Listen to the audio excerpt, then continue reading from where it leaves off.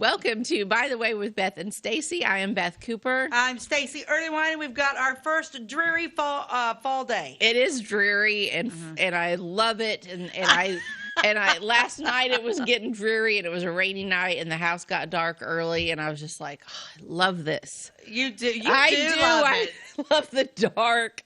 I love the dark, and I don't know. It just felt cozy at home, and yeah, I don't mind. I don't really mind the dark because it seems like the night's longer. You know, when it gets dark really early, it seems like the night's a lot longer. But I need a sunny morning though to get me up.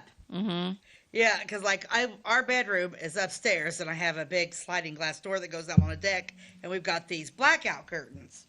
You know, so it's my bed is. I'm close enough to the window where, like, if I stretch, I can flip them curtains back. That's because I hate mornings, and that's usually the first thing I do. And I'm like, my alarm went off, and then I'm like, gosh, it still seems dark, and I whip that curtain back, and it was dreary, and I'm like, no, because I don't want to get up. Yeah. It's hard for me to get up in the morning, but it is sweater weather.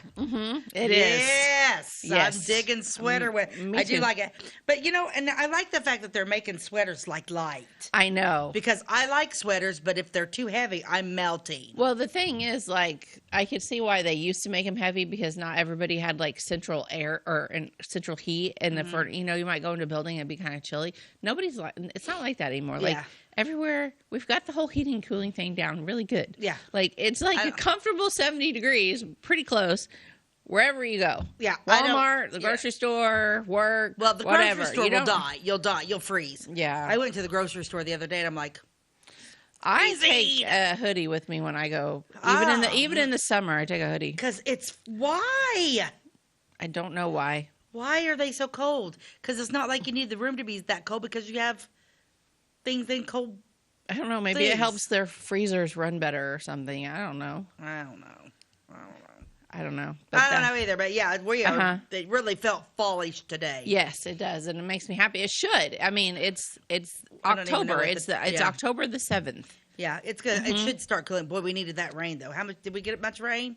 We got rain. I don't know how much. I don't know. We needed it because everything was getting a little crunchy, and you know. Yeah. Of course, I know all the farmers and stuff are getting in the field, but goodness sakes, I was coming home from, was it church Sunday? I was coming home, and I was headed south down Austin, and I'm like, is that a sandstorm down there? Because they were down there all the way at the very end, past the food pantry.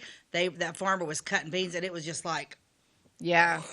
Yeah, I drove on Sunday. I drove from Effingham to Flora, and we drove through an area where there was a farmer cutting beans, and it was about probably like 30% visibility on the road. Oh, it only lasted for just a little bit. Well, sure, but they gotta cut them. Well, I mean, that's what it is. But it was like, whoa, like I can't see anything. So dry. Yeah.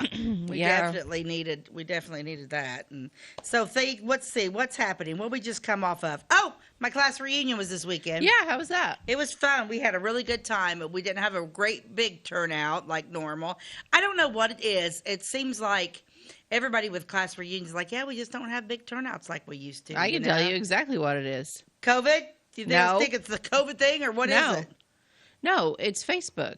You don't need class reunions anymore because everybody already knows what everybody else is up to. Oh, that's like, true. you used to go to reunions and you're like, oh my gosh, there's John. I haven't seen him since we graduated. Oh my gosh, John, you have 4 kids. Oh, this is your wife. Oh, she's beautiful. Oh, John, I'm so happy for you. Like, now, no, you follow John on Facebook. You know he has 4 kids. You know when they were born. You know what his wife looks like. You don't need to go up and be like, John, hey, your wife. Oh, this is your wife. No, because you already know. You already know. Everyone already knows. So there's just no reason to have reunions anymore. We just literally, we went and we just like did we just kind of like gathered all around. We talked till, I didn't get home till 12:30 in the morning. Well, that's good. I mean, we did. It's nice for the people that still want to come and chat, but there's gonna always be now a large group of people that aren't even going to show up because they already know what's going on with everybody. And I do have people, though. We do have some people like, I've had classmates say, well, I didn't like those people in high school. Why do I want to go see them now? And then there's just those. And most of the time, it's the people that live in town that don't come. Yeah, not surprised. It blows my mind.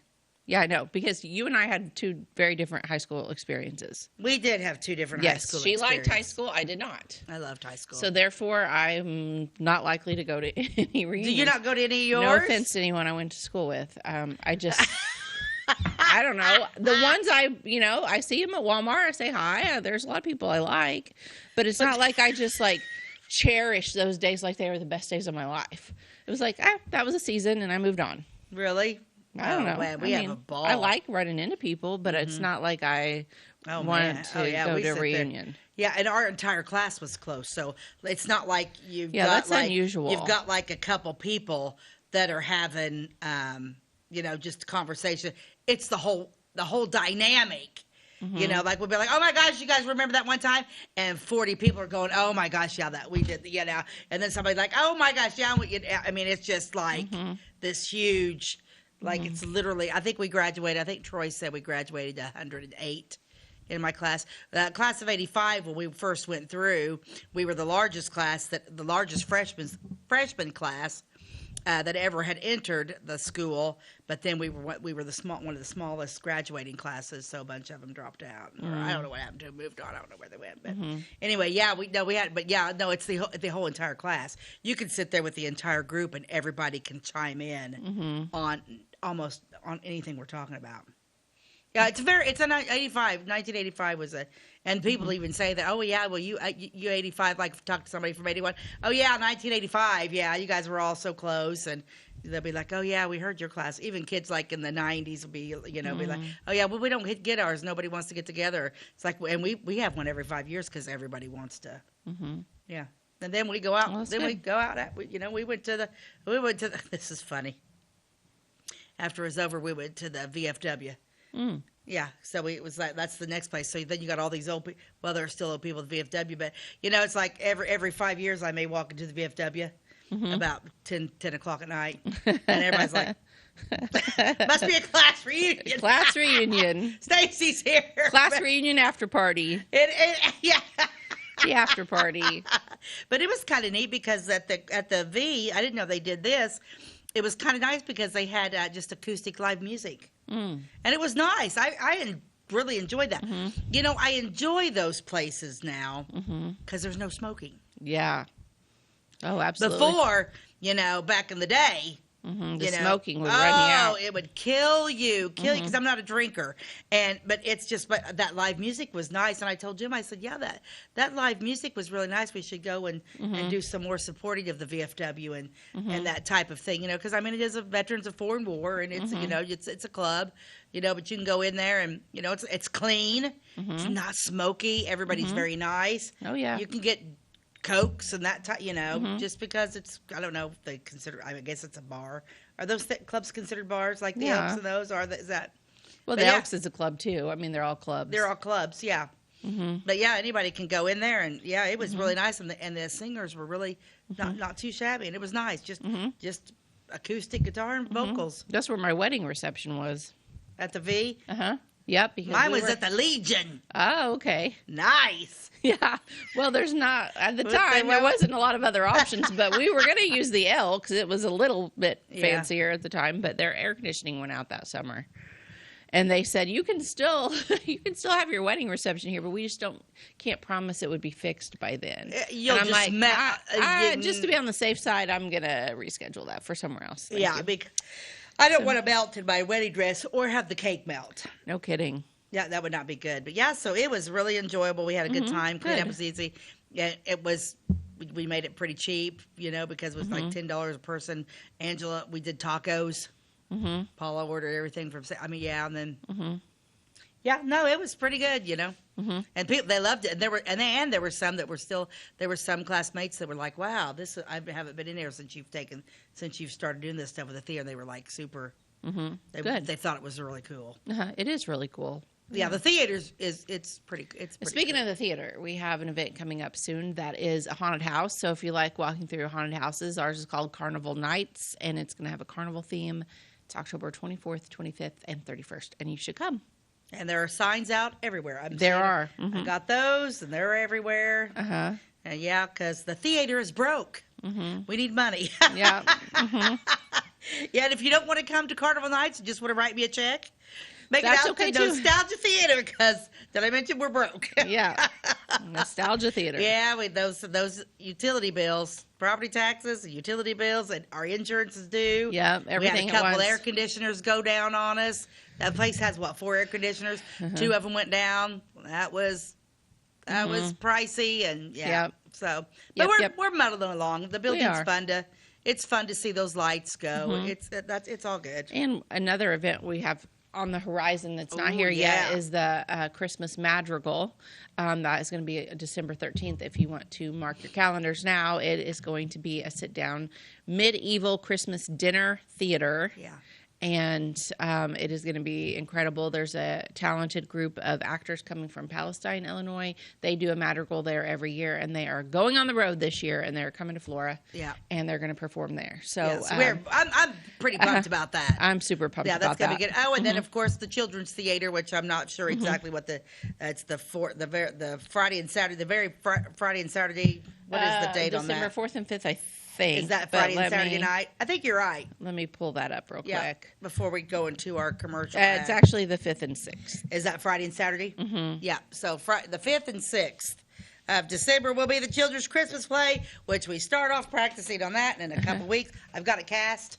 We're doing reindeer games. Oh, that'll be fun. Because the cast is it's smaller. I've got some new kids, but some of those other kids are like bumped up now, and so yeah, we got some new kids coming. But yeah, reindeer games. Okay. Set super easy. Yeah, it's got to be. Yeah, and they're pumped about it. My gosh, as soon as I get done with one Christmas play, the children are like, "What are we doing next year?" It's Yeah, like, they love it. I need a moment. Yeah, I need a moment. I think there's 25 children in it, Oh my gosh. and even all the little kindergartners and the first graders. Mm-hmm. Yeah, they each one of them will have a line this year. Oh wow, you're a brave woman. Yeah, I am a brave woman. Oh, yeah, it's funny. Okay, what ad did we pull up today? Okay, I don't do a lot of car ads, but I pulled this up from I want this car. Oh my gosh, that's so pretty. Dollar for dollar, you can't beat a Pontiac. Yeah, when days seem made for extra zest and excitement, Pontiac fits into the picture wonderfully. A striking beauty, a superb performer, and great value. I mean, seriously, I'm almost thinking if I could go out and buy any car right now, It if would I be could that find one? that thing right now with those white wheels, Yeah. and that yellow creamy color, and that burgundy top, and look at the man. red dashboard Yeah, inside. that's cool. And then the seats inside is the leather that matches the outside. Yeah, that's really that cool. that is a sweet ride. I wish they still did that with the prettier interiors to match your paint. Yeah. I don't know. Right, yeah. That's one reason when I got my car, I wanted that grayish white because I'm like, I don't want black anymore. I'm over black. But yeah, that's sweet. I thought, you got to be kidding. That dashboard matches the Yeah. hood or the roof and then the inside and those white tires. Yeah, I went to a car show this weekend in Harrisburg. Wow. Thank you, Ty. I went to the Sasquatch Festival, and they had a car show, and there were some really pretty ones there, but nothing like that. I didn't see a yellow one. You know, their Bigfoot Festival, Yes. did they make it any better? Yes, the year you were there was the first year. Okay. So I think you have to give them a little grace, but it was pretty big this year. Good. And there were a lot of vendors and there was a live band on stage. It was the middle of the day and they were just doing one live band after Awesome. another. I think they sounded great. And the car show and yeah, I mean, See, we that's weren't there what- real long, but Yeah, that's we what didn't needs have to time start to be happening, yeah. because we were on our way to El Dorado to the football game. I think that's what happens, like for Fort Town. And of course, Storm Brewing's one that did that band that night because now 2 years in a row that band's been ran. We need utilize the gazebo and put a band on the gazebo. Yeah, I think that's what needs to be done too. But that's Yep. just my 2 cents. Okay, we probably ought to take a we commercial better break, hadn't because we? we're 15 minutes in. We'll take Okay. a first break. We'll be right back. This is Christy, inviting you to wrap yourself in lasting luxury at Carnaby Square. We specialize in one-on-one customer service, high quality, head-turning, on-trend fashions, footwear, accessories, and a complete line of Brighton leather goods and jewelry. If you want to nix fast fashion and invest in a true-to-size, ethically manufactured wardrobe that you'll wear for years, it's time to treat yourself at Carnaby Square in downtown Fairfield. Briscoe Surplus Sales on the northeast edge of Flora is your one-stop do-it-all shop. Looking for rugged boots and footwear from great brands like Lacrosse, Rocky, and Carolina? They're there. How about top-notch small engine parts and service? Briscoe Surplus Sales has it. Whether you're wiring your switches or switching your wiring, Briscoe Surplus Sales has the solution and the know-how to help you get the job done right the first time. Briscoe Surplus Sales, your one-stop do-it-all shop. We like technology at Flora Savings Bank. Here's what you can accomplish in our mobile banking app in less than 30 seconds. See account balances in your transactions, set up an account alert, make a transfer between accounts, get an alert text message about your transfer, pay a bill, turn your debit card off and then back on. It all happens in the palm of your hand with our free My Bank to Go app. Search My Bank to Go in the App Store or Google Play and give mobile banking a try. Flora Savings Bank, member FDIC and equal housing lender. Welcome back to By the Way with Beth and Stacey. I'm Beth Cooper. I'm Stacey Earlywine, and I found some, Beth and I have talked a little bit about how we find stories that aren't big enough to take up a whole ad. So I've been sitting on several small stories, so I'm just going to talk about those today. But I came around some interesting gentlemen, farmers from Johnsonville. Okay. And they are the fourth family, F-O-R-T-H. Okay. The fourth family, okay? They were farmers. I hope they had a lot of land, because when I tell you about these farmers, it's pretty interesting. I can't believe, it makes you wonder. Every fourth in Clay County and the surrounding county has got to be related to these people, okay? Mm-hmm. So the first they lived in Johnsonville, okay? And the fourth I'm going to talk about is, they call them R.T. Fourth. Once again, initials, R.T. Fourth from Johnsonville, okay? He was married 3 times, okay? Married 3 times. And out of those 3 marriages, but only the third marriage did not give him a child. Okay. But out of the first 2 wives, how many children do you think he had? 13. 26. Oh, my gosh.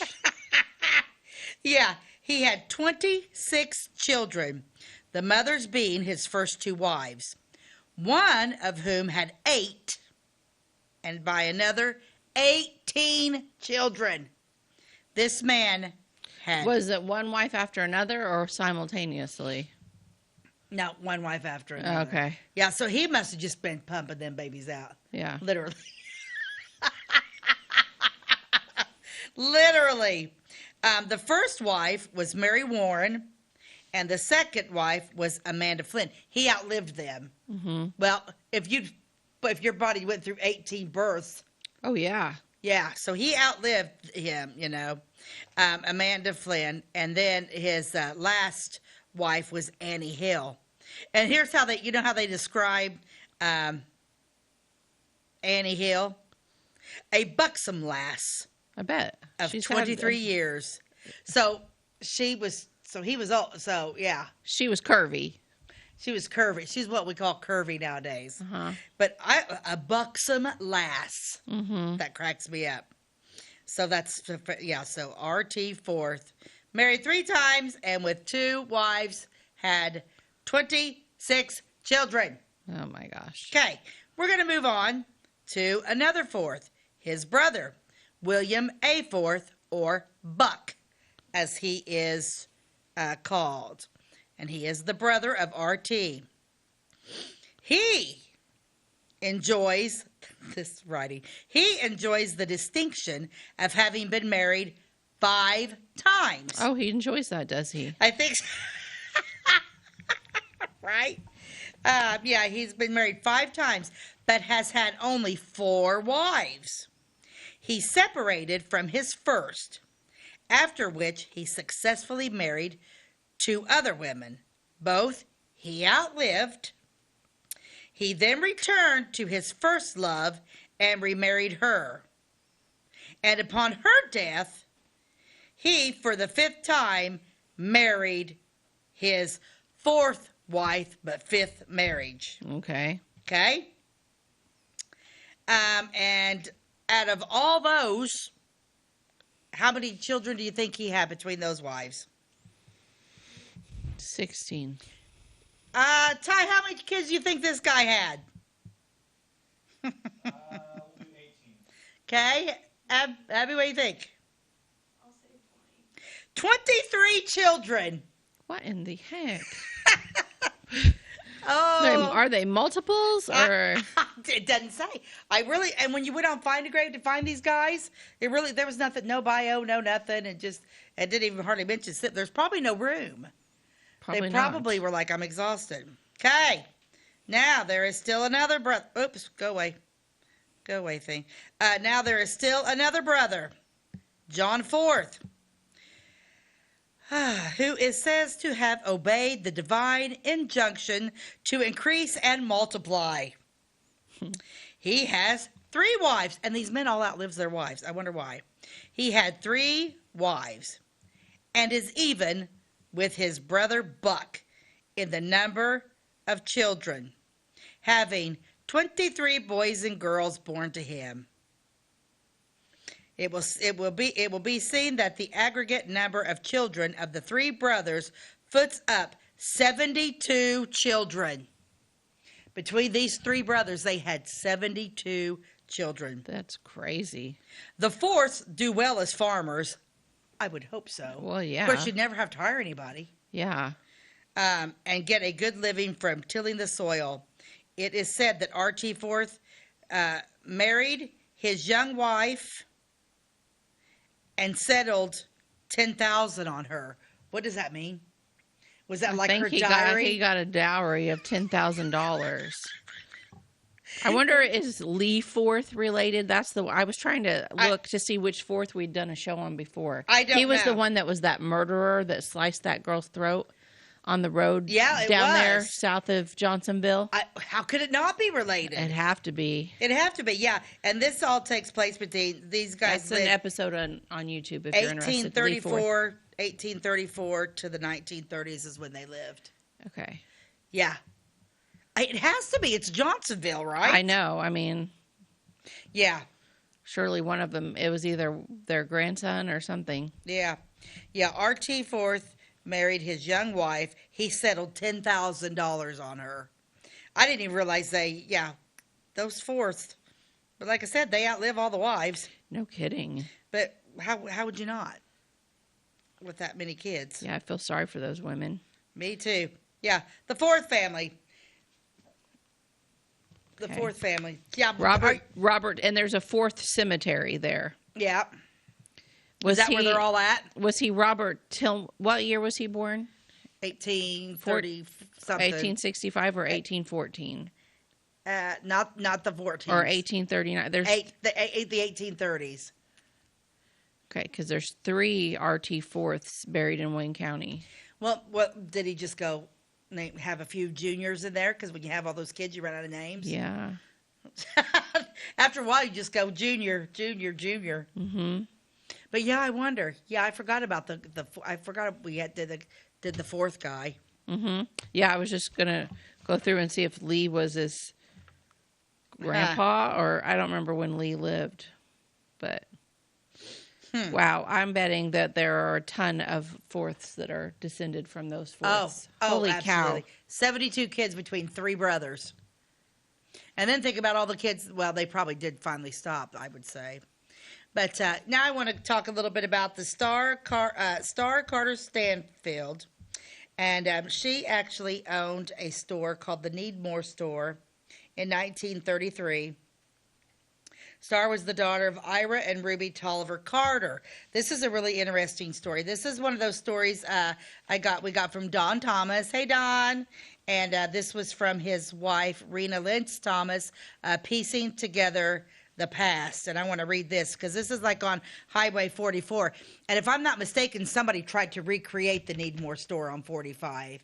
Is that still there? No, they turned it into that gaming place. Yeah, it's gaming. Yeah. Okay. Yeah.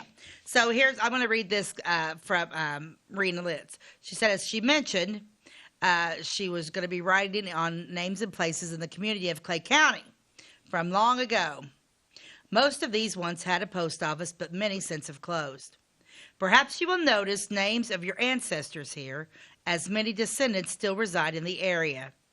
Riffle was once such small community about 5 miles northwest of Louisville. Now, have you ever heard of a town called Riffle? It's Riffle. Riffle?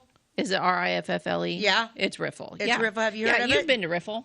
Riffle, yes. Riffle is where the Christmas tree farm is. Penny Arnold's Christmas tree farm. Oh, okay. That's Riffle. Riffle. I like that. Yeah. I've never been to that Christmas tree farm.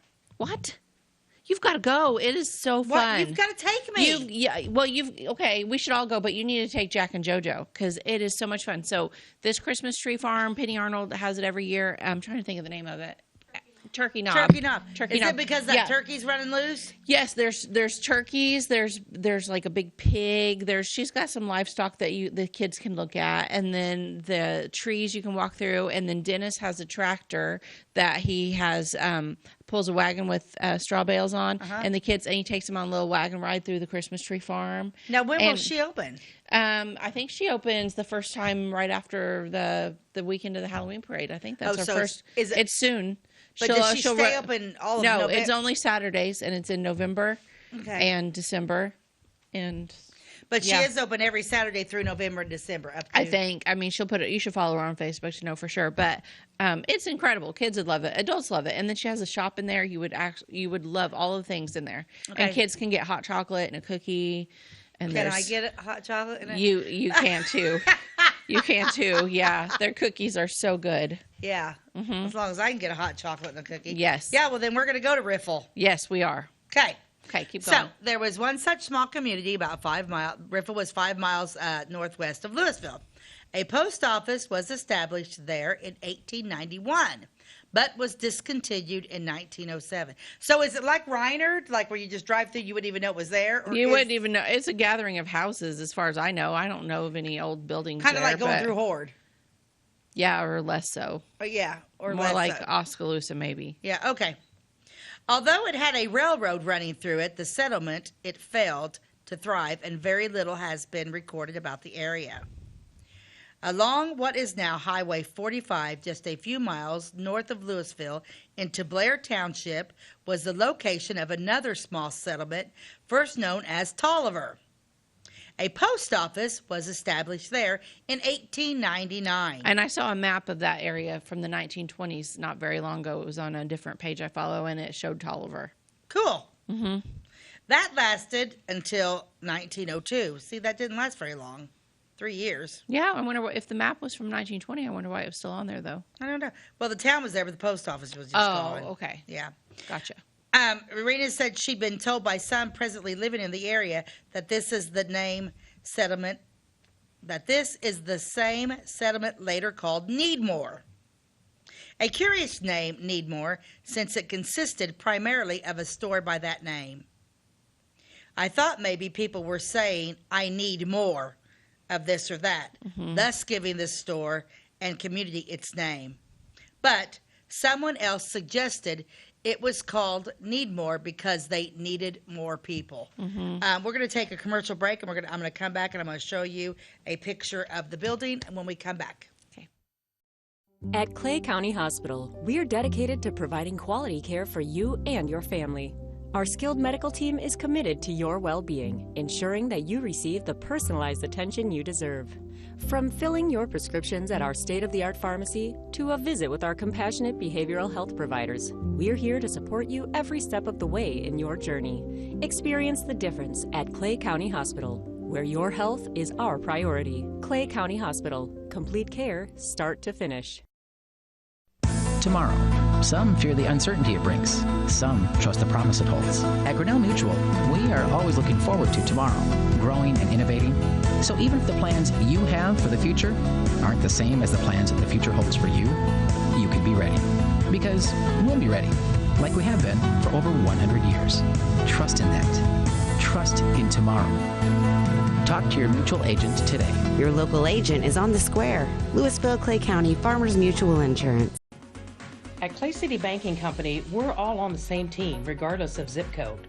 At home, work, school, or across the country, you can be part of our team with our cutting-edge mobile banking products. From your hand, you can check balances, transfer money, make deposits, and pay bills. Looking for a loan? We've got you covered with our mortgage, agriculture, commercial, and consumer loans. Join our team today. Clay City, Flora, Louisville, and Fairfield banking companies. We're the hometown banks, member FDIC, and equal housing lender.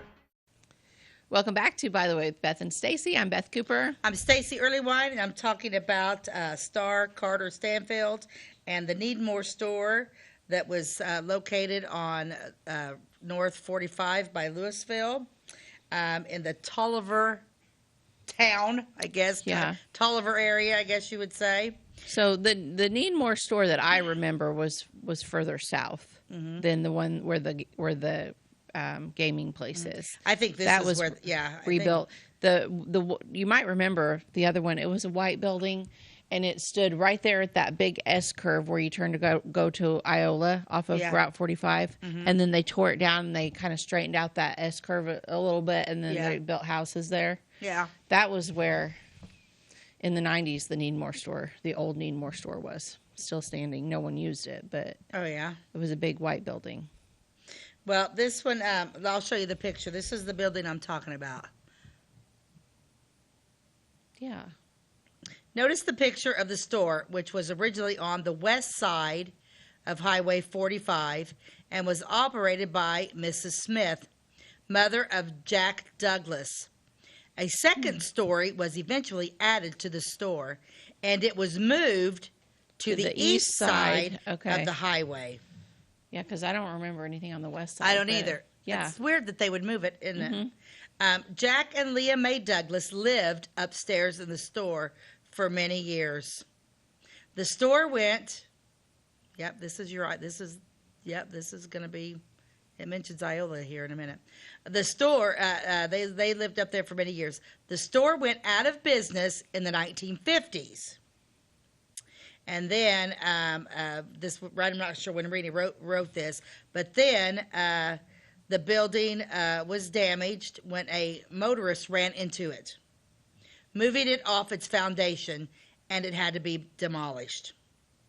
So that must have set pretty close to the highway. It did. And then somebody ran into it, and it had to be demolished. In Larkinsburg Township, we find the community of Bishop, so named for Benjamin Bishop, who settled about 1/4 of a mile west of where the present town of Iola is now located, where a new Need More store was built. So maybe that's the building you're thinking about. But that's a shame, because that's a really cool little building. And then on the bottom of that, hey, throw that picture up one more time. And the bottom of the picture says, Star Carter Stanfield left, and an unknown companion stand in front of the Need More store in 1933. Star was the daughter of Ira and Ruby Tolliver Carter. Yeah, how cool is that? Yep, I bet there's still some people that remember some of that. So. Oh, I would think so. Yeah, that was just an interesting, quick story. I love that old building, though. It's kind of interesting, that big front, They put that big false front. Yeah, that's a shame too that on the side where it says Caro, that couldn't have been saved and somebody put it there. My friend Joey Paradise, do you remember when you're going down on 45 south? You would know, because going down your old way, and like the barn that had the Tweety and the Sylvester. My friend Joey Paradise ended up coming home one time and somehow ended up with Sylvester. No kidding. I wondered what happened to that. He came and took it, and he's got it in his house in Georgia. He lives in or somewhere around Atlanta, in a suburb or somewhere out in the country. I don't know where Joey lives. Where they filmed a lot of The Walking Dead. Oh, because he got in trouble with his drone. Because like when they first started doing it, he had a drone and he was over there, and they shot his drone down. Oh my gosh! He was like, because he was, you're not supposed to do that, Joey Paradise. And Joey watches the show, so he's going to be thinking, don't tell anybody I've got Sylvester the cat. Oh. But his daughter got married this weekend, so he didn't get to come home for the reunion. Oh. And so, and some of the pictures, like, I knew he had it. I'm like, you're showing pictures on Facebook. There's Tweety Bird. Everybody from Florida's gonna, because I don't even Everybody's remember. gonna know. But I he think surely purchased it, right? Okay. Well, anyway, let's change the subject. you don't know Joey very well. Okay, now let's go to another one of Rena's columns, the Hawkmans of Oskaloosa. Okay. And remember, Oskaloosa was about one of our very first hits, wasn't it? Mm-hmm. Yeah, what a neat. Yeah, there's a lot of history there. We could probably revisit that sometime. We need to revisit so much, Oskaloosa. So much that went on there. Yeah, Higginbotham, right? Mm-hmm. Yeah. Yeah, that was pretty cool. Yeah, we talked about them. We talked about the march to the up north where they did the Indian and Black Hawk War. Yeah. They all met at Sutton's Point in Oskaloosa and marched and. Yeah. Mm-hmm. Yeah, that was fun. That was a good one. Okay. Let's talk a little bit about the Hawkman family. We're going to talk about Edmund Hawkman, and I've got a couple pictures. I don't know if this house is still, I don't know if it's in. Okay.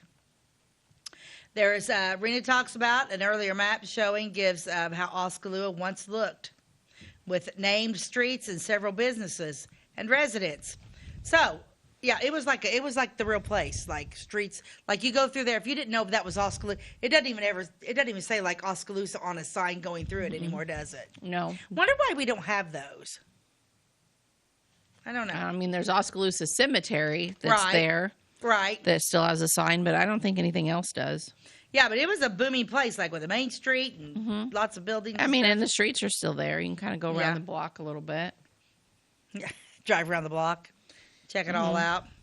John Sutton was one of the earliest settlers in the township, where he erected a horse mill on his place, which early took the name of Sutton's Point, which we have talked about. Michael Hawkman came to Oskaloosa Township in the late 1830s. According to the Clay County history book, written in 1884, Michael came from Indiana and settled in Section 33. He was married to Mary Polly Wade, and the couple had two sons, Edmund and William Hawkman. Michael Hawkman died in 1866, but the 1870 Clay County census shows his wife Mary and was still living with her son, William, and he was living with her. We find the other son, Edmund, married to Lavina Green. Lavina. Isn't that the name of on like season 2 of Downton Abbey that she died of the Spanish flu? I think it is. That's a pretty name. Lavinia. I don't know. This is Lavina. I think your Lavinia was the other one. Yeah, okay. This is Lavina. That's pretty. Mm-hmm. Together they raised at least 9 children. Namely, daughters Mary Ellen, Clara, Iserinda. Iserinda. Isarenda.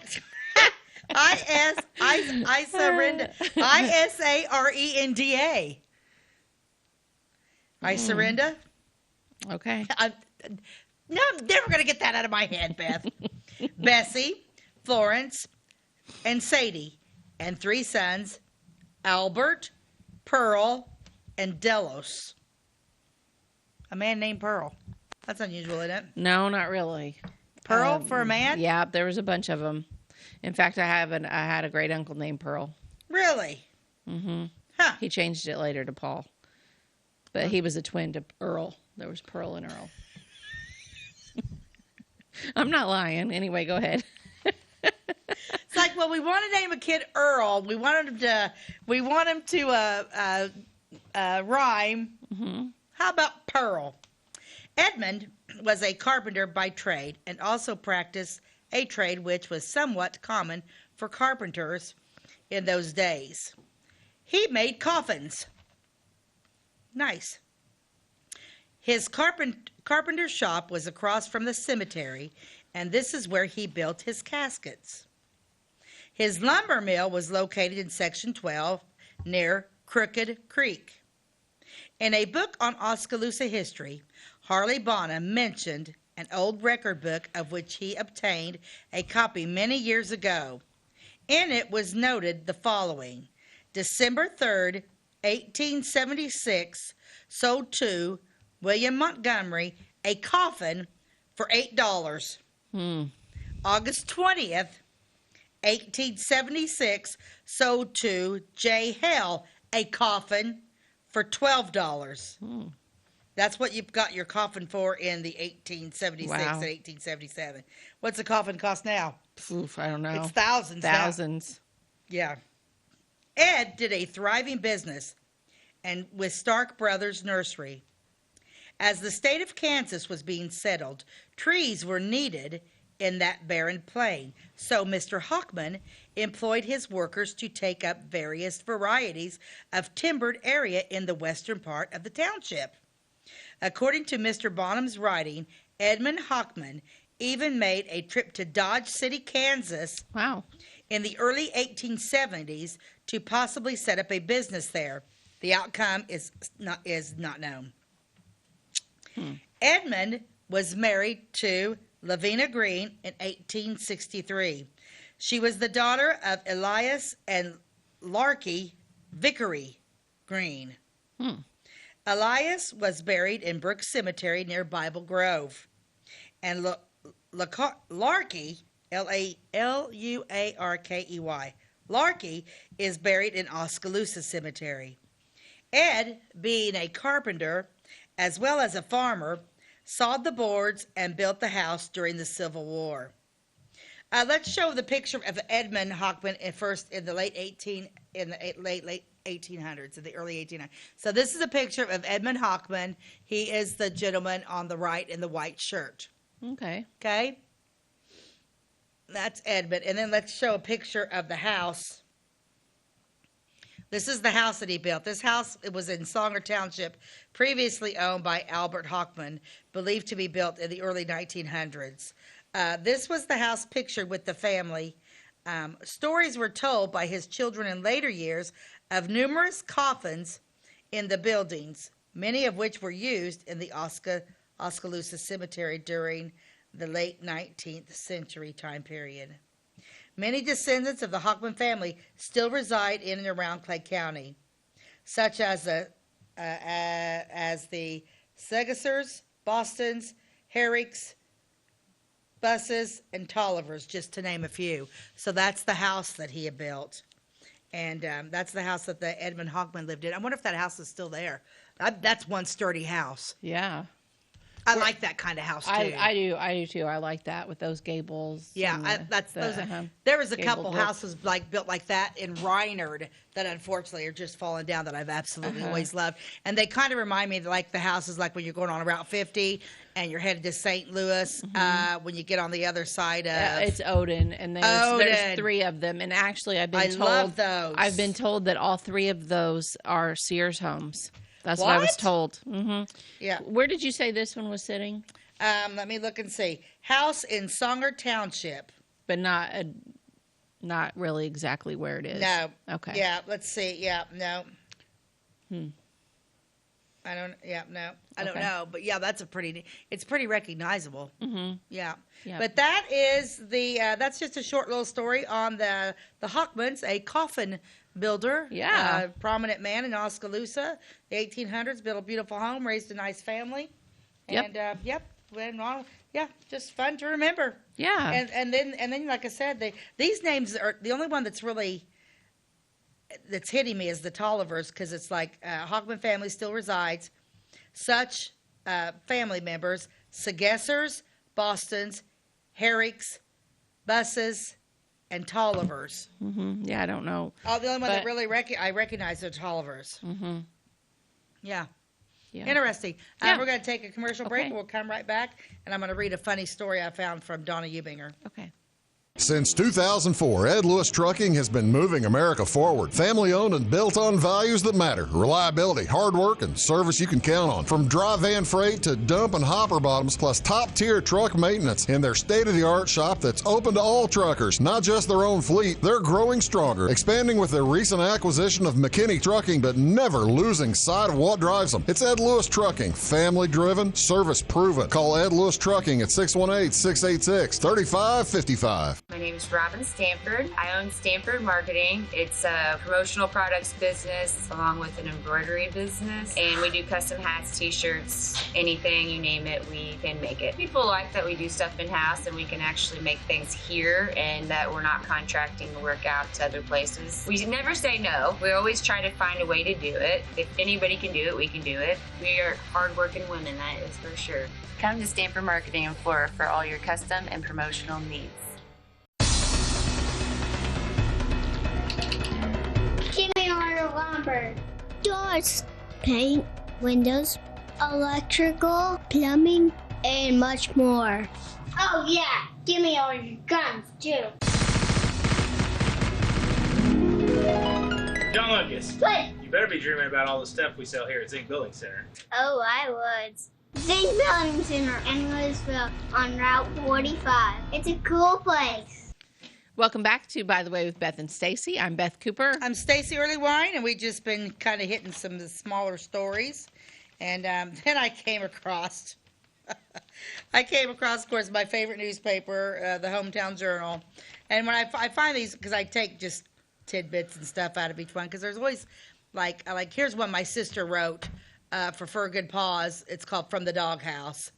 You know, I mean, it's just so funny. And I didn't realize my sister even wrote that column till I saw that. And then there's one by Donna Eubank, of course, and there's one here by Bill Oliver. Mm-hmm. And I do need to get more organized. That's on my agenda today because I can't piddle around outside. That is one good thing about it getting darker. I get more things done because if it's light outside, then I want to piddle and do that kind of stuff. But I plan on getting some stuff done today. Okay. We'll see. Yeah, like this, all my stuff, because I just got stuff everywhere. And then you have these newspapers, and if I have them organized, right, you know, yeah. I think I could do that today. But anyway, this is one, and Donna Eubanker's column was called Taillights by Donna Eubanker, and the head of it says Motorcycle Mama. Okay. Now, did you know her very well? Not real well, no, but I knew her a little. She was a hoot. Uh-huh. She was funny. Yeah. Yeah, she had a little comedic in her. I bet that's Dolores Harris. I knew that was Dolores Harris. They also used to do mystery pictures, which we were going to start doing too. We haven't done that yet. Oh, yeah. But, yeah, well, that'll be something one day we'll do. Motorcycle Mama. She writes, "You may be surprised to learn that I was the second woman in Flora, as far as she knows, to get a license to officially ride a motorcycle. I would have been the first, but my kids bragged to our neighbor about my plan, and she hurried to the driver's license station and took her first test." I had to take a written test, of course. The only thing I remember about the writing portion of the test was doing figure eights. I guess it wasn't very difficult to pass. I learned very fast that when you ride a motorcycle, you don't smile, or bugs get plastered in your teeth. Oh, gross. Oh, it's nasty. Barking dogs like to chase women on bikes, and if there was a dead skunk anywhere in a 5-county area, it would end up on the stretch of the road that you just happen to be riding on. Funny, I got to tell a quick story about this. One time, Jim had a motorcycle for years, right? And I never did after I had Mac, I quit riding with him, but I used to ride with him all the time. And we were over at the Xenia Fish Fry, and we were coming home. Of course, it was getting dark, right? And of course, he's just getting pelted, and he was just like, bugs, there's but I'm behind him, right? So I don't know. So we're driving down the road, and I could hear him I'm like, what's wrong? And he's like, bugs are killing me. It's like bullets. And I'm like, oh, I'm not getting hit. And he literally went like this, and then it was like, pop, pop, pop. I'm like, stop, pop, pop. And it was like, ah. Get up. Yeah, and it hurt. They were like bullets hitting you. Yeah, so, yeah, he just, like the gentleman that he is, he wanted me to experience that a little bit. That was just a little bit of that. Riding the motorcycle was a great tension buster, as I was working part-time, caring for our kids and helping Jim in the new business he had just started. One day, however, it began to drizzle rain, and I simply was not paying attention to what I was doing. I was going too fast, and when I tried to put the brakes on, I kept going through the stop sign, and ended up doing some rather intricate figure eights. before I got the machine stopped. I realized then and there that I had no business risking life and limb on a motorcycle, since I had a husband and 3 kids to raise. For the most part, my biking days were over. Jim has owned many motorcycles, and although he doesn't have one now, he still lusts after every gold-winged bike he sees on the road. My husband's just going through this right now. He doesn't ride anymore, and he sold his Harley about a month ago. And I was like, are you sure you don't want to just keep it? He's like, well, there's no sense in keeping it if I'm not going to ride it. Because, I mean, and now, back then when Donna wrote this, when they were younger, it was a lot different than being on a bike now. Now with people, I mean, literally this morning, Beth, I'm dropping off my neighbor boy to school, and I am driving on East North Avenue, and I'm traveling west, right there by the Legion. There's a car that's going to turn to go south to go to the school. She's in the middle of the intersection, okay, guys? And then there's a big blue truck right behind her, still like where he's got the red light, right? And there's cars both north and south. The light turns red, so she turns. Of course, that's her right, because she was waiting just for the traffic to go. The guy in the blue truck drives right through that red light. Ugh. So that's why I got rid of my scooter. I wasn't a motorcycle mama, but I was a scooter mama. I got rid of it. You cannot, people are not paying attention. It's just dangerous to ride motorcycles anymore. So, and Jim, and every time he left, I was like, oh, good Lord, just bring him back.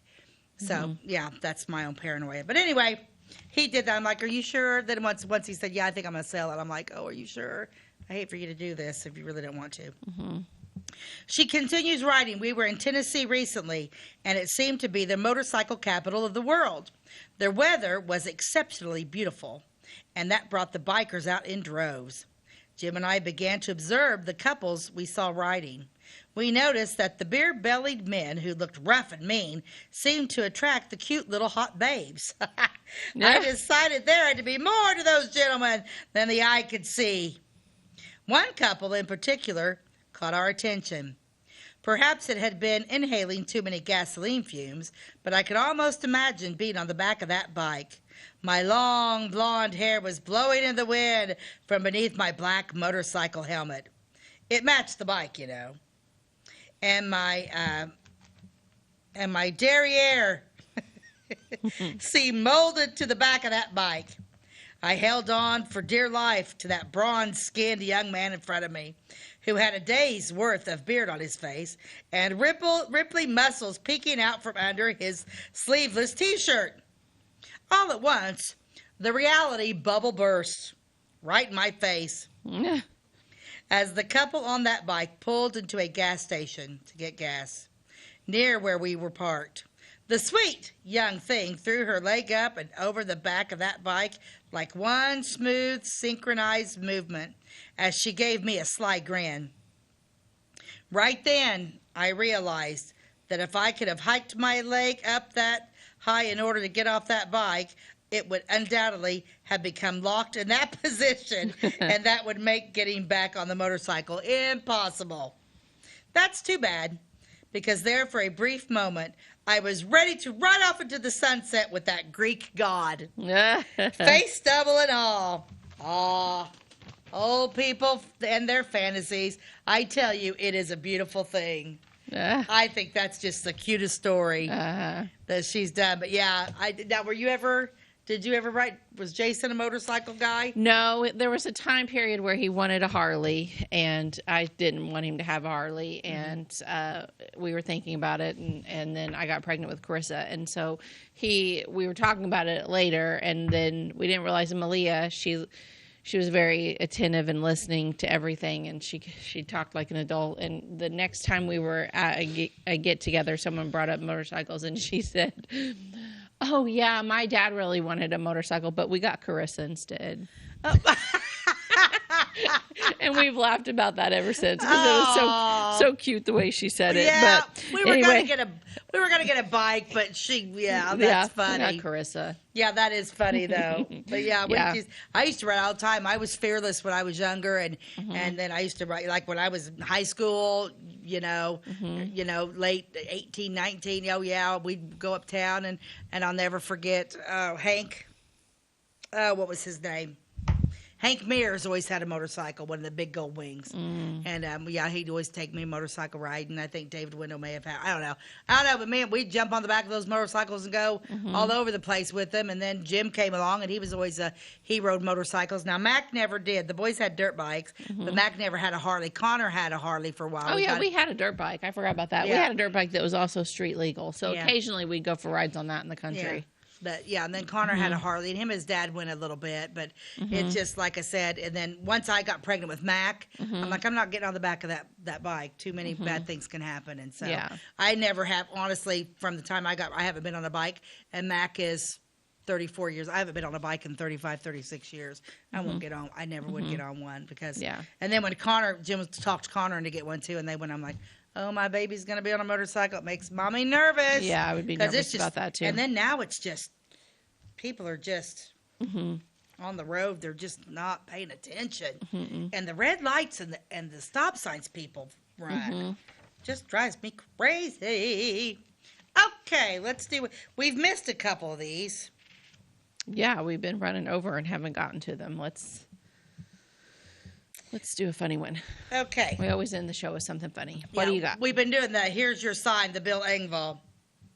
I was sitting in my easy chair with a book the other day when a friend walked in the front door and asked, "Are you reading that book?" I said, "Nope. I'm waiting for a fly to land on it so I can squish him." We got time for one more. Let's do another one.